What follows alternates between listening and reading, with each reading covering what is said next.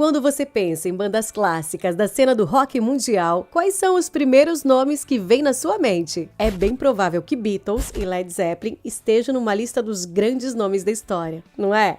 Mas o vídeo de hoje não é sobre essas bandas. Na verdade, ambas foram inspiração para o surgimento de outra banda, cuja história você vai conhecer nesse vídeo.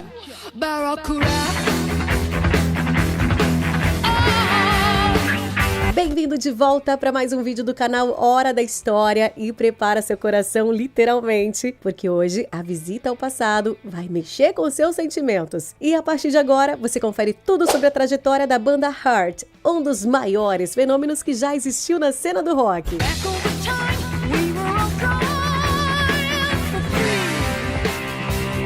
Tudo começou em Seattle, no fim dos anos 60, quando duas irmãs, Anne e Nancy Wilson, começaram a se aventurar na música ainda dentro de casa. Embora a mãe das garotas tocasse piano, a família Wilson não foi daquelas que investiu em formar filhos para música. Anne não teve aulas na infância e por isso não sabia tocar nenhum instrumento. Apenas mais tarde ela aprendeu vários e se tornou multi-instrumentista. Já Nancy vivia agarrada no seu violão e foi assim, brincando de compor no quarto, que ela e sua irmã deram os primeiros passos na composição.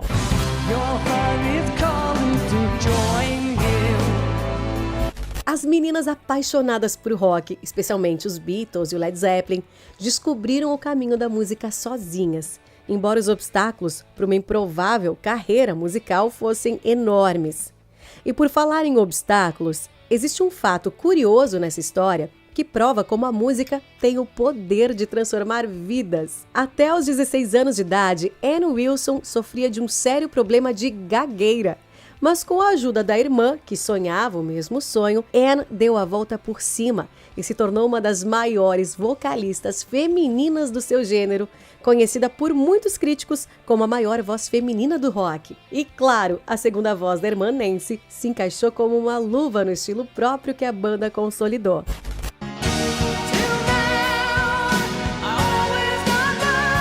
A banda Heart, no entanto, não começou com esse nome. O pontapé inicial foi dado pelo baixista Steve Fossen em 1967, ao fundar a banda The Army com o guitarrista Roger Fisher, que por sua vez já era uma figura conhecida nos bares de Seattle. Em 1969, a banda mudou o nome para Hocus Pocus. Em 1970, a nova mudança foi para White Heart. E nesse momento, os integrantes decidiram procurar um novo vocalista. Anne Wilson viu o anúncio da vaga no jornal, se candidatou, fez o teste e foi aprovada.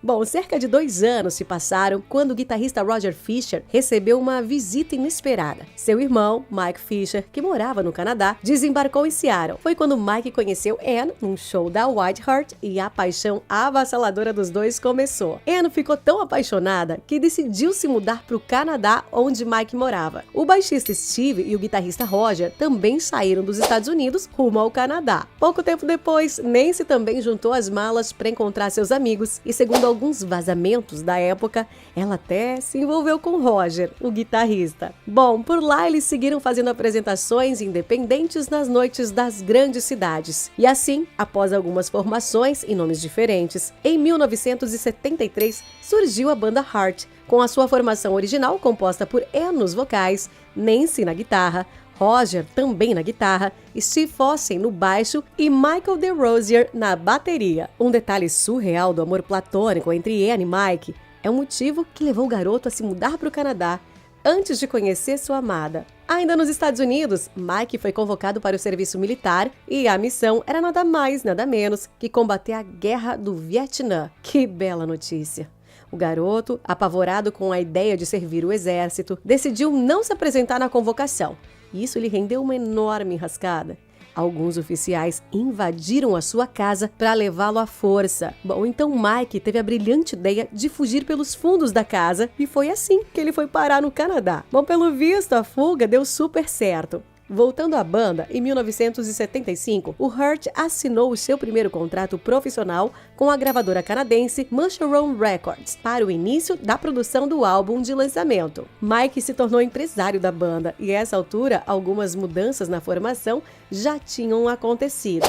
Howard Leese, outro multi-instrumentista, somou sua guitarra poderosa ao som do Heart. Dreamboat Annie foi o álbum da estreia oficial do Heart no mercado da música, e a sua mistura de folk, pop com hard rock caiu no gosto dos primeiros fãs. Alguns hits emplacaram boas posições nas paradas de sucesso, como How Deep It Goes.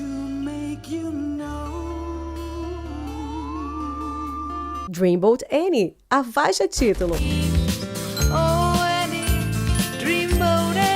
Crazy on You.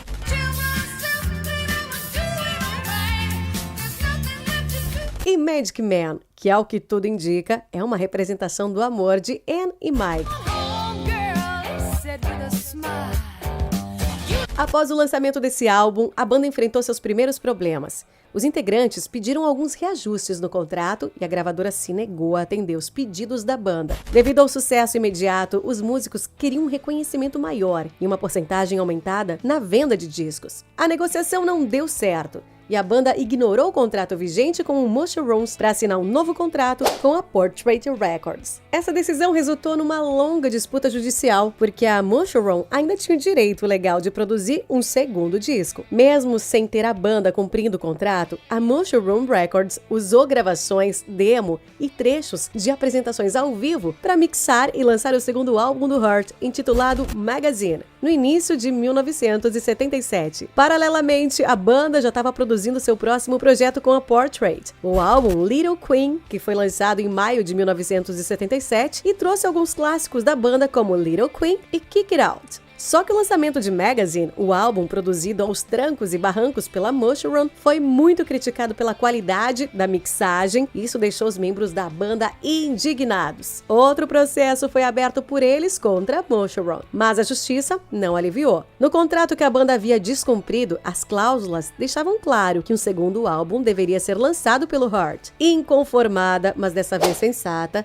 a banda finalizou o álbum Magazine em estúdio e a Mushroom relançou o projeto em abril de 1978, dessa vez com uma repercussão positiva. Heartless foi uma das canções mais elogiadas.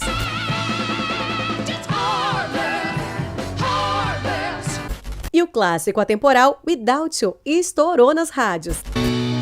Yes, it's true. Depois de pagar essa dívida com a antiga gravadora, a banda voltou as atenções para a Portrait e para o seu quarto álbum, Dog and Butterfly, que alcançou o top 20 da Billboard, após ser lançado em outubro de 1978. Já na década de 80, a banda lançou seu quinto álbum, Biblically Strange, e algumas baixas importantes marcaram esse lançamento, como a saída do guitarrista e fundador Roger Fisher e do seu irmão e empresário da banda, Mike. Mesmo com a turbulência, o álbum foi um sucesso de crítica, chegou ao top 5 da Billboard e se manteve por mais de 5 meses no topo das paradas de sucesso, a melhor marca da banda até então. Os principais hits responsáveis por esses números tão expressivos foram Raising on You, Even It Up e a faixa título Biblically Strange.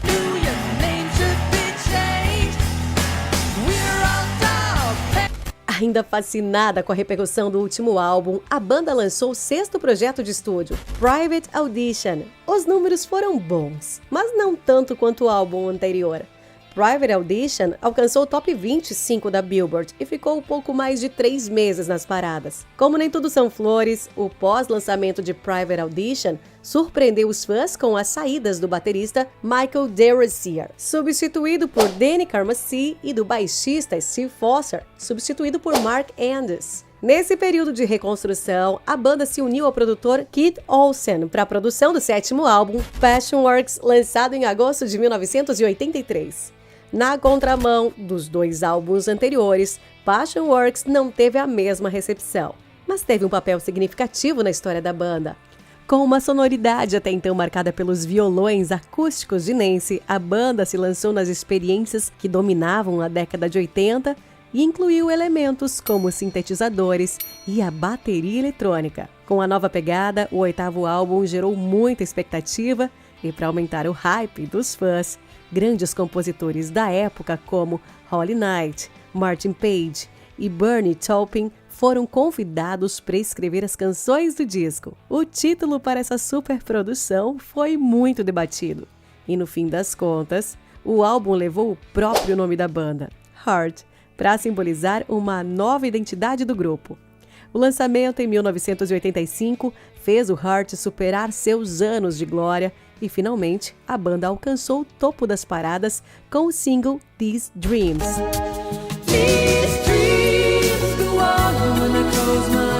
Além desse sucesso, as canções What About Love, Never, Nothing at All e If Looks Could Kill também alcançaram o top 10 da Billboard, levando o álbum Heart a uma indicação ao Grammy de melhor performance de rock. Uma fase espetacular da banda. Com outra troca na produção, em 1987, veio o 9º álbum, Bad Animals, sob o comando do produtor Ron Nevison.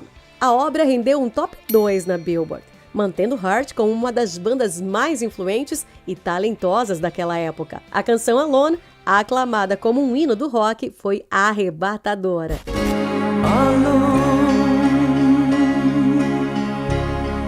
A magia por trás dessa canção pode ser atribuída aos seus compositores, Tom Kelly e Billy Steinberg, que também compuseram grandes hits como True Colors, interpretada por Cyndi Lauper, e Like a Virgin, eternizada por Madonna. Quando as irmãs Wilson procuraram Tom e Billy para uma parceria, eles disseram que tinham uma carta na manga para elas, uma balada irresistível que renderia milhões de fãs e dólares. Anne e Nancy ficaram encantadas com a canção e fizeram alguns ajustes para a inclusão no álbum de Bad Animals. Não resta dúvidas de que foi uma belíssima escolha. Até Celine Dion, outra diva da música, regravou Alone em 2007, homenageando o legado da banda Heart. E a versão dela ficou sensacional.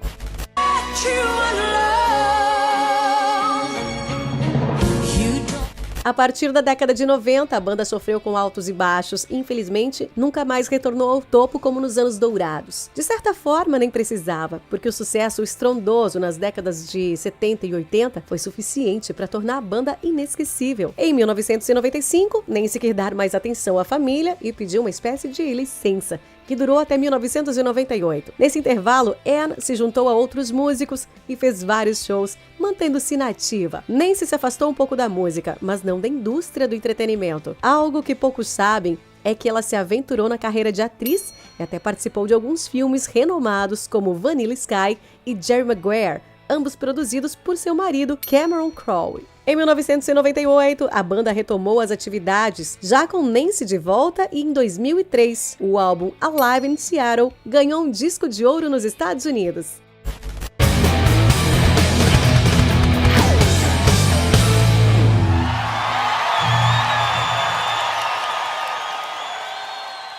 Desde então, os tempos áureos definitivamente ficaram para trás, mas o enorme legado sempre ressoou mais alto. Ainda nos anos 2000, Anne deu início à sua carreira solo, dividindo atenção com as produções do Heart. Algumas músicas da banda foram inseridas em jogos famosos, como Guitar Hero, e isso ajudou a mostrar a banda para a nova geração de apreciadores do rock.